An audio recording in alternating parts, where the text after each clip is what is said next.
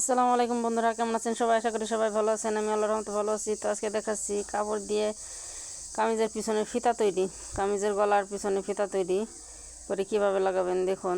প্রথমে কাপড়টাকে এভাবে দুই ভাঁজে ভাঁজ করে নিয়ে সেলাই করে নেব। এবার এই কাপড়টাকে কুচি টেনে নেব। দেখুন কীভাবে কুচি টেনে নিচ্ছি।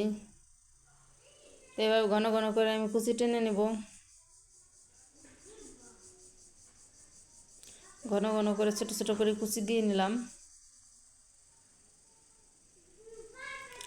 এবার এই কাপড়টাকে সরিয়ে নেব। এবার আমি দুই টুকরো ছোটো ছোটো করে দুই টুকরো কাপড় নিয়ে এভাবে তেরছি করে ভাঁজ দিয়ে এভাবে রাউন্ড করে একটু কেটে নেব। দেখুন কীভাবে কেটে নিলাম। তো এবার এই কুচির কাপড়টাকে এই কাপড়টার উপরে বসিয়ে সুন্দর করে ঘুরিয়ে ঘুরিয়ে সেলাই দিয়ে নিব একই মাপে। দেখুন কুচি টেনেছিলাম, যে সেলাইটা দিয়েছিলাম ওই সেলাইটার উপরে আরেকটা সেলাই দিয়ে নিব। দেখুন এভাবে সেলাই করে নিলাম।